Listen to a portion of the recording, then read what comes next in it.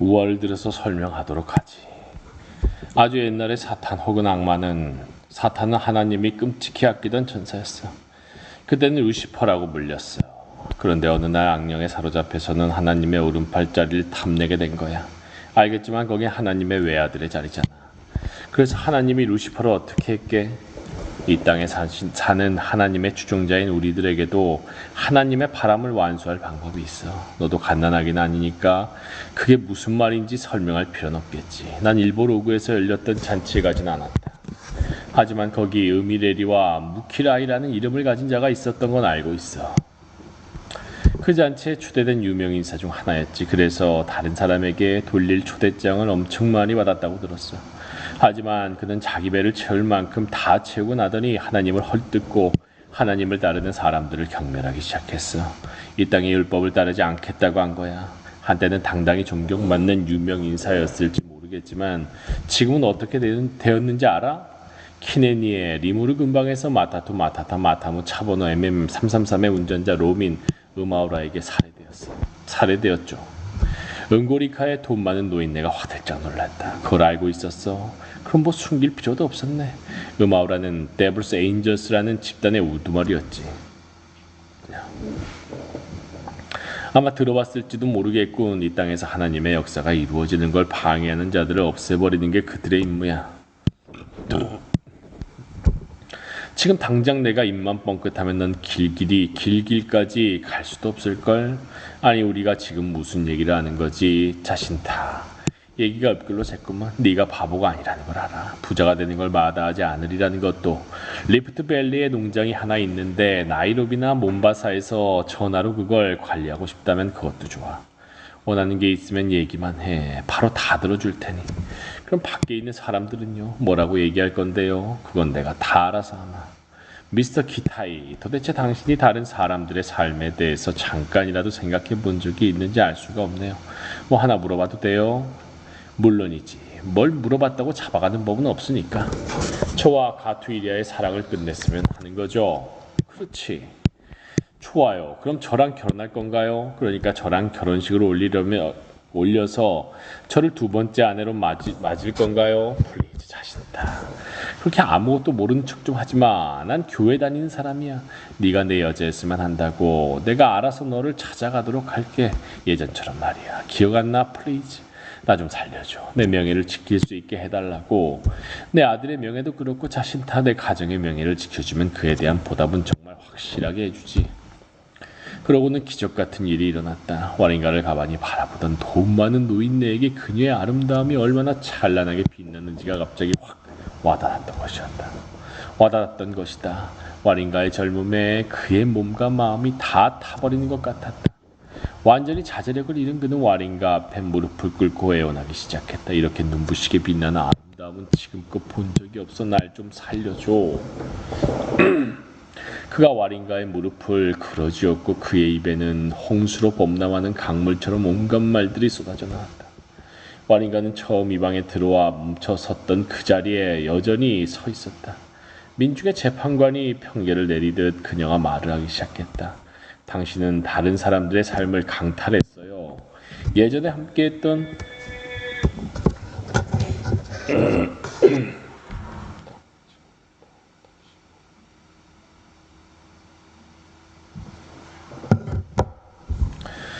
함께했던 노래를 기억해요.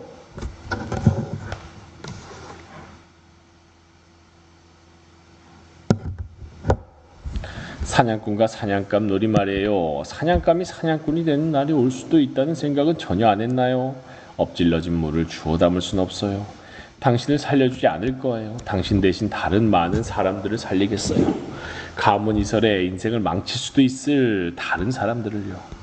돈 많은 노인네가 와링가의 말을 막며 끼어들었다. 네가 이렇게 해줄 줄 알았어.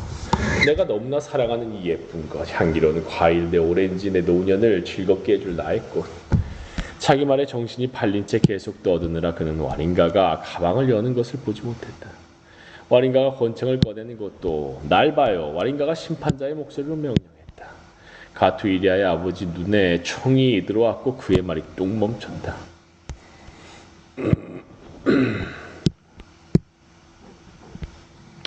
밖에서 기다리던 사람들에게 총성이 들렸다. 그들이 방으로 몰려갔을 때 가투이의 아버지는 여전히 와린가의 무릎을 부여안은 채 무릎을 꿇고 앉아 있었다. 그러나 총알 3발이 그의 몸에 박혀 있었다. 이게 무슨 일이에요? 도대체 무슨 일이에요, 와린가? 가투이레가 물었다. 여기에 진드기, 이 바구미, 벼룩, 빈대가 무릎을 꿇고 있어요. 이자는 다른 사람들의 나무에서 수액을 빨아먹고 사는 기생식물이에요. 와린가가 방을 나섰다. 사람들이 그녀에게 길을 열어주었다.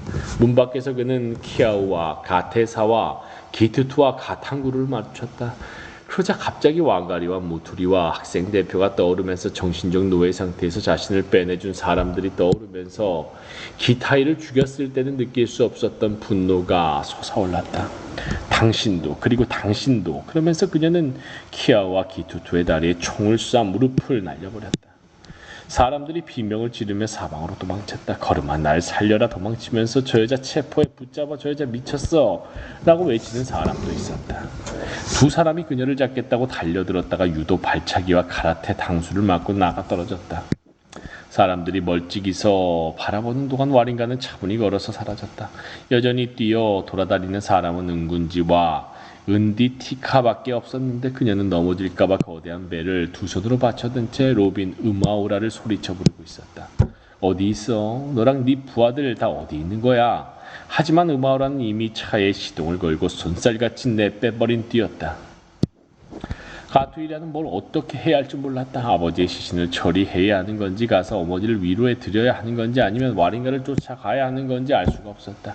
그래서 아무 도움도 되지 않는 음악이 마음속에 울려대는 것을 들으며 그저 할 일 없이 마당에 서 있을 뿐이었다. 말을 어떻게 하는지 팔다리는 어떻게 쓰는지 잊어버린 사람처럼 그는 그렇게 마당에 서 있었다. 와린가는 뒤에 한번 돌아보지 않고 계속 걸었다. 하지만 자신의 인생에서 가장 고된 싸움이 앞길에 놓여 있음을 그녀는 절실히 느낄 수 있었다. 작품의 해설. 풍자로 버무려진 탈식민주의.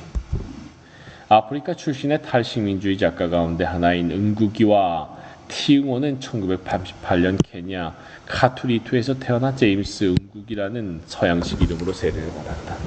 당시 케냐는 여전히 영국의 식민 지배하에 있었고 1952년에서 시작되어 1959년까지 계속된 마오마오 봉기에는 그의 가족들도 연루되어 형제 중 한 명이 직접 반군이 되어 싸웠으며 어머니는 민병대에게 붙잡혀 고문을 받기도 했다. 영국이 긴급 조치를 발령하고 군대를 동원해 봉기는 진압되고 그에 대해 처참한 보복이 가해졌지만 직접 통치 정책은 중단되고 케냐인들의 직접 선거를 통해 1964년 케냐 공화국이 성립된다. 은국이는 식민지 케냐 인류 고등학교였던 얼라이언스를 졸업한 뒤 우간다의 마케레레 대학에서 영문학을 전공했고 이후 영국의 리즈 대학교에서 공부했다. 그동안 울지마, 아이야, 색강, 한톨의 미라를 발표한다. 그때까지도 그는 독실한 기독교 신자로서 자유주의적 개인주의를 중시했고 작품에서도 로런스나 조셉 콜레드 등 서구 문학의 영향을 많이 찾아볼 수 있다. 따라서 초기 소설에서는 식민지 케냐의 현실을 다루면서도 모순적인 상황에 놓인 인물의 갈등과 딜레마, 그로부터 요구되는 도덕적 결단 등이 중심을 이룬다. 이후 파농의 반제국주의 사상과 막시즘을 접하면서 그의 작품은 내용과 형식 모두에 있어 급진적 방향으로 전환한다. 이미 한톨의 미라에서부터 마오마오 봉기가 민족 해방 투쟁에서나 이후 독립국가의 건설의 핵심적인 사상이자 사건으로 나타난 바 있지만 5년 만에 완성한 피해 꽃잎들을 비롯한 후기 작품에서는 노동자 농민 계급이 단결하여 진정한 의미의 독립을 이뤄야 한다는 사회주의적이고 탈식민적인 주장이 전면에 나서게 된다. 또한 제임스라는 이름을 버리고 케냐 전통의 은구기와 티옹호라는 이름을 사용하며 영어가 아닌 자신의 모국어인 기쿠유어로 창작 활동을 시작한다. 1977년 자신의 고향에 카미리투 문화교육센터를 세우고 대중들을 교육하기 위한 공연 활동을 시작한 일은 그의 사상적 문화적 변화를 보여줌과 동시에 이후 그의 작품에서 중요한 요소를 이루게 된다. 이제 그에게 문학의 인물한 신식민주의의 실상을 알리고 진정한 독립을 위해 민중들이 함께할 수 있도록 교육하는 이름으로 민중들이 실제로 사용하는 언어로 작품을 써야 한다는 것은 어찌 보면 당연한 결론이었다.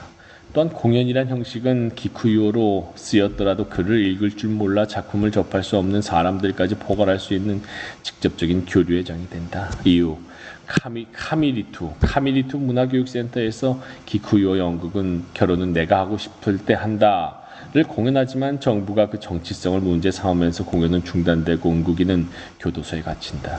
이 수감 생활 동안 교도소의 화장지 위에 집필한 것이 바로 십자가 위의 악마다.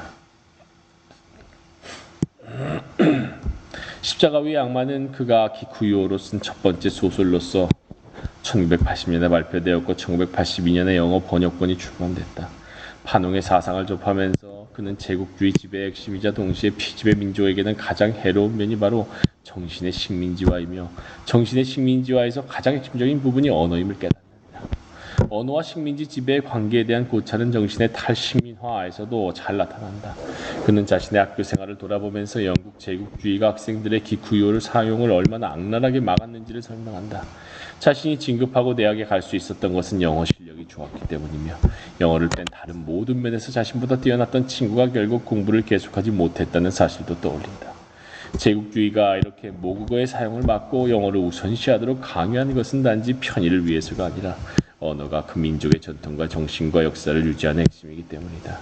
이는 일본 제국주의를 겪은 우리에게도 내선일체나 창씨개명 같은 민족 말살 정책이라는 이름으로 아주 익숙한 사실이다. 따라서 십자가 위의 악마에서 노동자 농민 계급의 사회주의적 의제는 민족의 전통을 지키고 독자적인 경제 발전을 이루는 일과 결부된다. 은국이가 보기에는 자본주의의 근간인 개인주의가 케냐의 전통적인 공동체적 삶을 파괴하고 무엇보다 민중들이 자본주의의 외세에 폭력의 무방비로 당할 수밖에 없게끔 만든다. 함께 돕고 생활하는 마을 공동체와 그를 통해 윗세대에서 아랫세대로 이어지는 고유의 전통과 문화가 유지되는 외세를 몰아내고 독립하겠다는 의지는 꺼지지 않을 것이다. 따라서 은국이는 십자가 위의 악마와 마티가리를 단지 기쿠유어로 쓰는데 그치지 않고 그 형식이나 내용에 있어서 기쿠유 종족의 민담이나 설화, 노래, 가극 등을 적극 활용한다. 국제사면위원회의 도움을 받아 풀려난 뒤 은국이는 케냐를 떠나 미국의 여러 대학에서 강의를 했다. 어린이를 위한 소설이나 식민지 지배에 대한 사상서를 주로 쓰다가 2004년 까마귀의 마법사라는 소설을 출간하고 자서전적인 2권의 저서를 발표했다. 십자가 위의 악마는 일제의 식민지 지배와 이후 미국 주도의 개발 과정을 겪은 우리에게도 아주 친숙하게 느껴지는 작품이다. 그럴 법도 한 것이 이 작품이 다루는 내용은 제2차 세계대전 이후 독립한 제3세계 나라들에서 거의 공통적으로 벌어진 과정이기 때문이다. 차이가 있다면 케냐는 독립이 늦었고 매판 자본과 손잡은 외국 자본의 지배가 거의 전면적이었기 때문에 우리나라처럼 온 국민을 동원하여 수출 주도의 경제 발전을 추구하지 못했다는 점을 들 수 있다. 그럼에도 이 소설이 나온 당시의 케냐는 해방 후 한국과 그리 다른 모습이 아니었다. 해방도 되고 자국민의 손으로 독립적인 정부도 세웠지만 독립투사들이 아니라 식민지 시절 제국주의 세력의 빈부터 호의호식하던 자들이 그대로 식민주의자의 자리를 차지하게 된다. 그뿐만 아니라 전과 달리 전면에 나서지 않을 뿐 여전히 세계 열강이 개발이나 투자라는 명목으로 나라의 경제를 좌우하고 매판 자본가들을 살찌움으로써 민중의 삶은 더욱 피폐해진다. 이 작품은 독립 후 케냐를 배경으로 도둑놈이며 강도들인 매판 자본가들과 그로 인해 핍박받는 민중 간의 대결 구도를 그리고 있다. 주인공이라 할 와린가의 이야기로 시작하여 다시 2년 뒤 그녀의 이야기로 끝남으로써 와린가의 개인사가 일종의 틀을 이루고 일모르구에서 벌어지는 도둑질과 강도질 경연대회가 중간 허리 부분을 차지하며 그에 앞서 마타투를 타고 일모르구로 가는 여정이 또 한 부분을 차지한다. 와린가를 중심으로 보자면 이 작품은 일종의 성장기라고 할 수 있다. 처음에 등장한 그녀는 성적 경제적으로 줄곧 착취당하면서도 그것을 사회적인 문제로 바라보지 않고 개인적으로 절망하여 삶을 포기하고 싶은 마음밖에 없다. 그러던 그녀가 일모룩으로 가는 길에 마타투에서 여러 사람들을 만나 얘기를 나누고 도둑질과 강도질 경연 대회와 그곳에서 벌어지는 자본가와 민중의 싸움을 목격하면서 자신의 문제를 사회의 문제로 인식하고 새로운 삶을 살게 되는 것이다. 그렇게 보면 한 인물의 성장기라는 전형적인 서구적 서사 구조를 차용하는 듯 보이지만 기산 뒤 공연자가 이야기를 들려주는 형식으로 소설이 시작되는 점이나 경연대회를 중심으로 하는 중반의 사건 등은 기쿠유 전통 문화를 풍부하게 이용하는 독특한 형식을 보여준다. 노동자 농민을 중심으로 한 민중과 자본가의 대립 구도가 핵심임에도 비서일을 하는 젊은 여성을 주인공으로 삼은 것은 그녀에게 여러 겹의 모순이 중첩되어 있기 때문이다. 마지막에 보스 키아라가 소유한 건설 회사가 나이로비의 땅을 대거 사들여 사실상 매춘을 조장하는 관광 호텔을 짓기로 한 것에서도 알 수 있듯이 우선 외국 자본과 매판 자본의 결탁에서 중요한 부분을 차지하는 것이 케냐 여성에 대한 성적 착취라는 점을 들 수 있다. 하지만 돈 많은 노인네와 와린가의 관계나 그녀가 보스 키아라에게 당한 일, 그리고 경연대회 참가자들이 떠벌리는 이야기처럼 케냐의 여성들을 성적으로 학대하고 착취하는 것은 그 누구보다 케냐의 남성들이며 이는 비단 돈 많은 남성만의 문제도 아니다. 마지막으로 와린가 자신의 문제도 있는데 화자가 처음 와린가를 소개하는 부분에서 그녀는 자신의 흑인적인 몸을 미워하고 백인이 되고 싶어한다. 이는 인종주의가 조장하는 전형적인 자기혐으로서 주인님으로 받드는 외국 자본가들을 맹목적으로 모방하는 자본가들만이 아니라 많은 민중들 역시 스스로 내면하는 태도이다. 이렇게 자기 혐오에 찌들고 어디에도 기댈 곳 없는 절망적인 상황에 빠진 와린가는 일몰옥으로 가는 마타투 안에서 조금씩 주변과 자신이 사는 사회에 대해 생각하게 된다. 왕가리와 음아우라가 말하듯이 마타투는 사람들이 모여 자유롭게 떠들 수 있는 일종의 장터같은 공간으로 부르는 사이끼리 한자리에 모여 서로 애환을 나누기도 하고 세상 돌아가는 얘기도 전해 듣는 일시적인 공동체와도 같다. 이곳에 성적으로 착취당하는 여성인 와린가를 비롯하여 일을 빼앗긴 노동자 무투리와 땅을 빼앗긴 농민 왕가리, 진보적 의식을 지닌 지식인 가투일이야, 자본가 음이레리, 그리고 비밀 청부 살인 조직에 속한 운전사 응화라가 모여 일시적인 작은 사회를 이루게 되는 것이다. 경연대회가 자본가들의 사고방식과 계략을 알 수 있는 자리라면 마타투는 억압받는 자들이 자신들의 상황을 따져보고 그에 대한 해결책을 공감하는 자리다. 노동자인 무투리가 누구보다 명확하게 노동자 계급의 사상을 개진하지만 어린 시절 독립운동에 참가했던 왕가리와 민중의 시각에서 케냐의 역사를 담은 음악을 창작하고 싶어하는 가투이리아 또한 각자의 방식으로 함께 논의에 참가한다. 이때 등장하는 악마의 존재에 대한 논쟁은 이 소설의 제목과도 연결되는 중요한 모티프라고 할 수 있다. 십자가에 달린 악마는 작품 초반 이미 와린가의 꿈을 통해 등장하는데 알레고리아도 같은 이 장면에서 악마는 서구 제국주의를, 추종자는 케냐의 매판 자본가들을 의미한다. 민중의 악마를 십자가에 못 박았지만 그 추종자들의 악마를 다시 내리는 것은 식민지 지배를 끝장내고 독립을 이룬 뒤 매판 자본가들에 의해 다시 들어온 매국 자본이 여전히 신식민지 지배를 이어가는 것을 의미한다.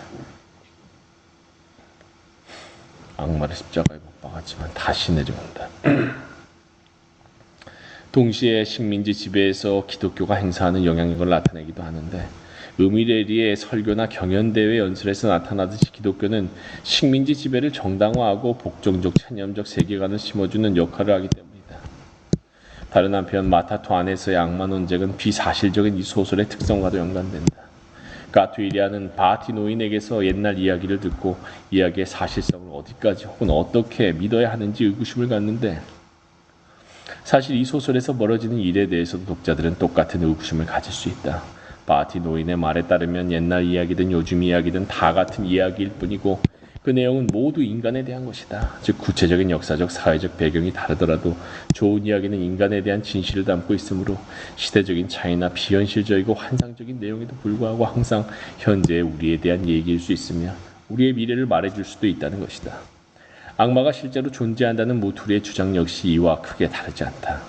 옛날 이야기에 나오는 뿔 달린 악마가 정말 존재하는가 하는 문제는 그 사실성을 따지는 것이 아무런 의미가 없다. 무투리가 보기에 남의 노동을 착취하여 호의호식할 뿐 아니라 갈수록 더 지독하게 착취할 방안을 찾기 위해 골몰하는 외세와 매판 자본가는 뿔이 달렸든 안 달렸든 악마이기 때문이다.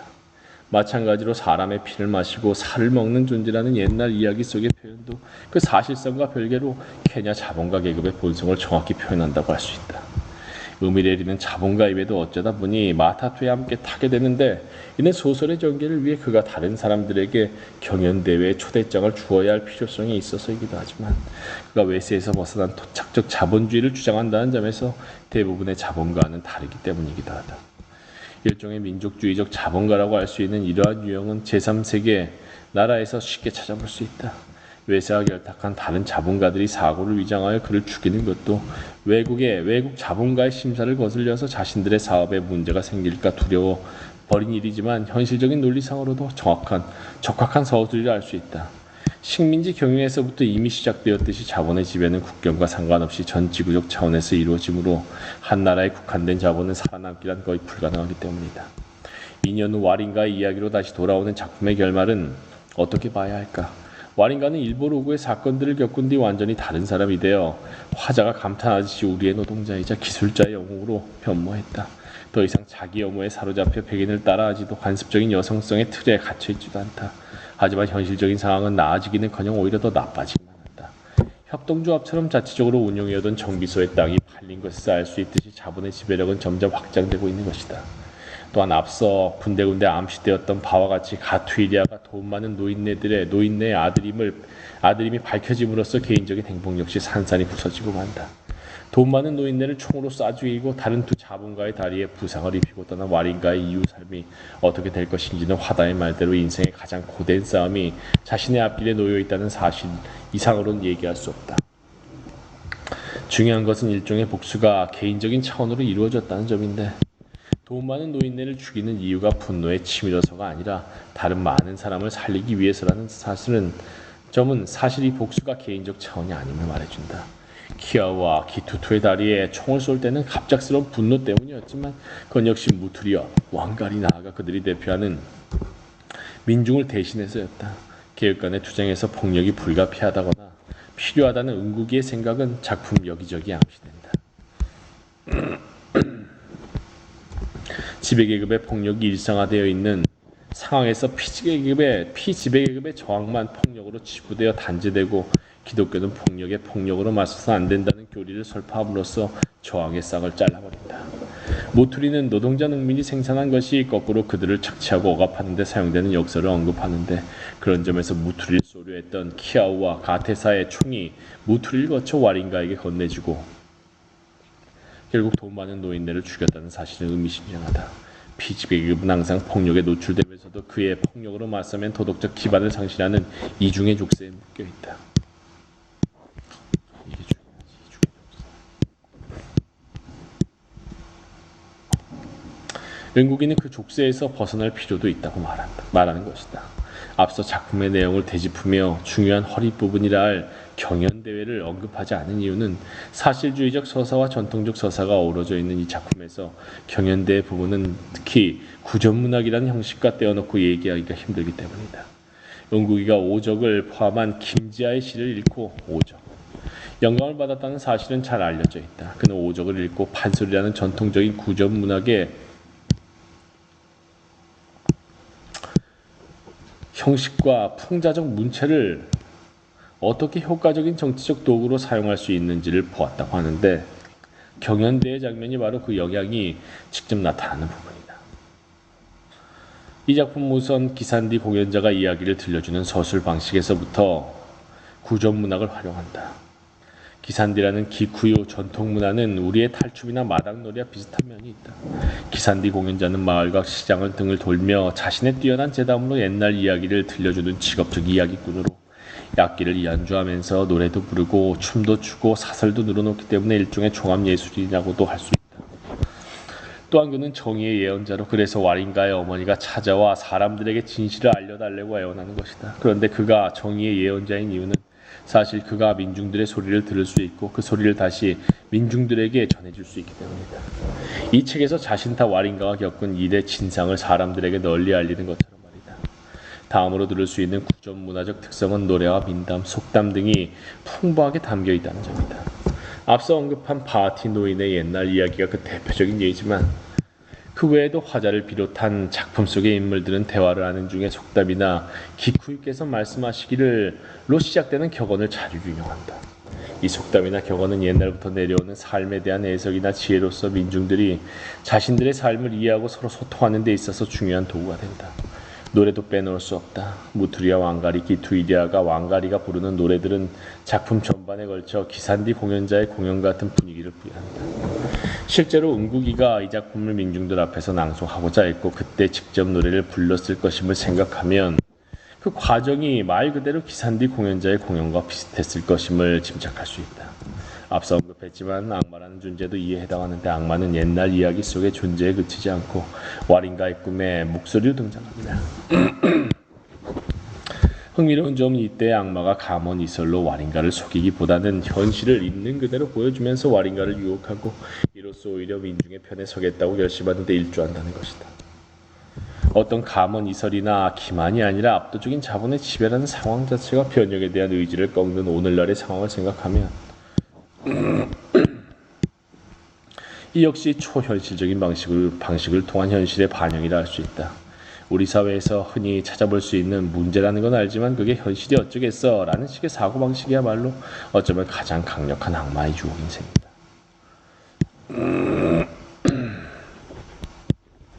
냉소적 이성. 김지아 오족의 영향을 구체적으로 찾아볼 수 있는 경연대회 장면은 형식에 있어서나 내용에 있어서나 이 작품의 핵심이라 할 만하다. 매판 자본가를 비롯한 지배계급을 아예 대놓고 도둑이라고 지칭하는 점이나 그들의 외모를 묘사할 때 동물과 비교하는 등의 과정을 사용하는 점, 풍자적인 말투 등에서 오족의 영향이 드러난다. 은국이가 오족의 판소리 형식에서 영감을 받은 이유는 그 형식이 민중이 이해하기 쉬운 민중들의 담론이자 조롱과 풍자로 재미를 주면서도 민중을 교육시키기에 적합해 보였기 때문이다. 외국 자본이 지배하는 수탈적 자본주의 현실을 깨우치기 위해 막스의 자본이나 레닌의 제국주의론을 읽힐 수는 없으니 말이다. 반면 과장되고 비현실적으로 보일 수도 있는 경연대회의 풍자적 서술은 민중들에게 재밌고 쉽게 다가갈 뿐 아니라 신식민주의적 자본주의 핵심을 짚어주는 역할을 한다. 첫 번째 참가자인 기투투와 가탕구루가 돈을 번 방식은 땅을 통해서이다. 농경사회에서는 일반적으로 땅에 대한 애착이 강한데 해방군은 외국인을 등에 업고 민중들의 땅에 대한 열망을 이용하여 엄청난 부를 축적한다. 어떻게 보면 엄밀한 의미의 자본주의적 경제라고 보기 힘든 땅과 집을 통한 투기가 특히 해방 후 개발이라는 이름으로 왜곡된 경제체제를 지닌 제3세계 나라들에서 부의 편중이 얼마나 큰 역할을 했는지를 잘 보여주는 대목이다. 두 번째 참가자인 키아우와 가테사는 교육에 대한 민중의 열망을 이용하여 돈을 번 인물이다. 식민 지배에서 벗어난 뒤에도 제3세계 국민들은 서구 제국주의는 우수하고 자신들은 열등하다는 의식과 서구를 모방하려는 강한 열망을 가지고 발전이라는 이름으로 서양식 교육에 엄청난 돈을 쏟았던 것이다. 21세기 한국과 1970년대 케냐는 너무나 다른 상황이겠지만 이 부분에서 오늘날 한국에서 벌어지는 천문학적인 규모의 주택담보대출과 부동산 투기 그리고 역시 천문학적인 돈을 쏟아붓는 영어 교육을 떠올릴 수 있다면 여기서 우리는 서구 자본이 주도하는 전 지구적 자본주의의 전반적인 작동 방식을 볼 수도 있을 것이다. 다음 참가자인 은디티카와 은군지와 키멘데리와 카뉴안지의 얘기는 앞으로 자본이 넓혀갈 영역과 관련된다. 돈 많은 사람들이 가난한 사람들과 똑같은 비슷한 수명밖에 가질 수가 없다는 사실이 억울해 인공심장을 비롯해 인공신체기관을 개발해야 한다는 그의 주장에서는 빈부격차에 따라 의학의 혜택이 근본적으로 달라지고 유전공학과 인공장기 등의 연구가 유망한 분야로 떠오른 요즘의 추세가 떠오르지 않을 수 없다. 앞선 세 사람의 이야기가 기본적으로 현실적인 상황이나 계획을 나타낸다면 노동력을 추출하는 공장을 만들어내겠다는 키멘데리의 계획은 자본주의 경제의 핵심을 보여주려는 의도를 담고 있다. 노동자의 피를 빨아먹고 땀을 짜내고 머릿속의 생각을 먹어치우는 자본주의의 기본적인 의무를 과학적인 근거에 기초해서 수행하려는 계획이다. 노동자들이 그렇게 착취당하면서도 그 사실을 인식하지 못하도록 하기 위해 종교, 교육, 문화생활, 오락, 술, 언론 등을 동원하겠다는 계획은 전두환 정부 시절의 3S 정책과 같은 우리에게도 익숙한 우미다 정책이다. 과장되고 우스꽝스러워 보이는 경연대회는 이렇게 은국이가 생각하는 사회의 모순을 정확하게 짚어주고 비현실적으로 보이지만 사실 너무나 현실적이기 때문에 섬뜩한 느낌을 주기도 한다. 기쿠 이외의 구전 문화를 현대에 맞게 적극 활용하여 현재 사회의 모순을 전달하는 이런 방식은 쉽게 다수 민중에게 다가가 효과적으로 그들의 의식을 깨울 수 있다. 다른 한편 구전 문화는 윗세대에서 아랫세대로 그것을 직접 전해줄 수 있는 지속적인 공동체 생활을 전제한다. 직장에서 해고되고 셋집에서도 쫓겨난 와린가에게 혹은 비슷한 처지의 카렌디들에게 어디에 가서 누구에게 의지할 수 있을지 계속 묻는 것을 알 수 있듯이 전통적 공동체를 해체하고 모든 사람을 개인으로 쪼개놓는 자본주의적 근대는 특히 힘없는 사람들을 무력한 상태로 만든다. 그런 상황에서 은국의 공연 활동이나 십자가 위의 악마 같은 소설은 파편화된 개인들을 공동체로 묶어준 하나의 90점이 될 수도 있는 것이다. 사상